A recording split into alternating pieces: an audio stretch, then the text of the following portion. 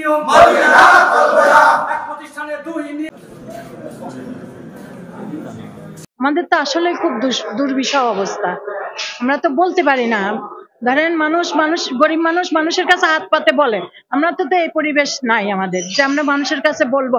আমাদের কথা তো কেউ বিশ্বাসও করে না যে আমরা তো এত মাস বেতন পাই না, তা বিশ্বাসও করে না মানুষ। আমাদের খুবই দুর্বিষহ অবস্থা কর্মচারীদের। মুষ্টিমেয় কতগুলো কর্মচারীর পেট ভরে, আর বাদ বাকি কর্মচারী খুব অনাহারে অবহেলিত অবস্থায় আমরা আছি। সচিব এক্সচেঞ্জ এই জাতীয় যারা সরকার থেকে আসে তার মতন তারা হাতায়া নিয়ে চলে যায়, কিন্তু কর্মচারী আজ দীর্ঘদিন যাবত যারা মৃত্যুবরণ করেছে তারা গ্র্যাজুইটি পাইলে না। আর কর্মচারীরা কেন তারা কেন গ্র্যাজুইটি নিয়ে যাবে? 44 মাসের বেতন গ্র্যাজুইটি, আমাদের গ্র্যাজুইটি যারা মারা গেছে তাদের তা না দিয়ে তারা জীবিত আছে তারা নিয়ে চলে যায়।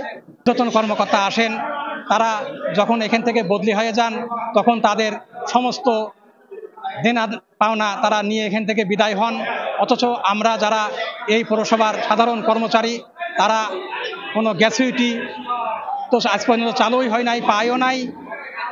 আমাদের 43 মাসের বকেয়া বেতন রয়ে আছে। আমাদের কর্মচারীদের মধ্যে বিভিন্ন মানবতর জীবনযাপন করে ঠিকভাবে বেতন না পেয়ে আমরা এর অবসান চাই। অনেক কর্মকর্তা এখান থেকে রিটায়ারমেন্টে যাওয়ার পর মারা গেছে, তাদের পরিবার দুর্বিষহ অবস্থায় আছে, অথচ তাদেরও কোনো টাকা পয়সা পরিশোধ করা হচ্ছে না। আর আমরা 43 মাসের বেতন পাই, আমাদের টাকা দেওয়া হয় নাই, আমাদের গ্র্যাচুইটি টাকা এখনো চালু হয় নাই, কোনো কর্মচারী গ্র্যাচুইটি টাকা চালু হয় নাই। আমার মনে হয় যারা কর্তৃপক্ষ আছেন তারাই এর সঙ্গে জড়িত আছেন আর কি। তাই এই বৈষম্যমূলক দূর হোক। আমাদের তো গ্র্যাচুইটি শুরু হয় নাই, কিন্তু একজন এই জায়গা কর্মকর্তা এই জায়গা পদোন্নতি এই জায়গা ট্রান্সফারে আসার পরে যাওয়ার পরে টোটাল বেতন বকেয়াতে শুরু করে পিএফ গ্র্যাচুইটি সমস্ত কিছু নিয়ে যায়। কিন্তু আমার এই জায়গায় একজন কর্মচারী এই জায়গাতে রিটায়ার করার পরে তার বছরের পর বছর তার সমস্ত কিছু বকেয়া থাকে, তারা মানবতার জীবন যাপন করে। আমি উদাত্ত আহ্বান জানাই এই বৈষম্য দূর হোক।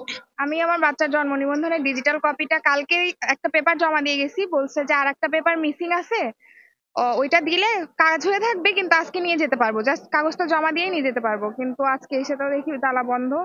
কাগজটা খুবই আর্জেন্ট ছিল, 2 দিনের মধ্যে পাসপোর্টও করতেই দিতে হবে, কিন্তু এখন তো কতদিনের জন্য আটকায় গেল বলতে পারছি না, আবার কবে হবে, আমার কাজ পুরোই আটকায় গেল। আমি পাত্রিকা মারাইতে না আইছি জন্মবন্ধনের কাজ করতে, আসি দেখি বন্ধ।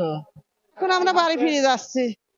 বিষয়টি ইতিমধ্যে আমি অবগত হয়েছি এবং আমি এই এখন কার্যালয়ে আসলাম এই পৌরসভা থেকে, এবং এখন মোটামুটি আমাদের সবকিছু স্বাভাবিকভাবে চলছে। আমরা এটা আমাদের যারা আছেন আমাদের কর্মচারী বা আমাদের কর্মকর্তা যারা আছেন তাদের সঙ্গে আমরা এখন বসে এটি সমাধানের প্রয়োজনীয় ব্যবস্থা গ্রহণ করতে আবেদন দিয়েছেন এবং আমরা সেটা যাচাই বাছাই করে দেখছি।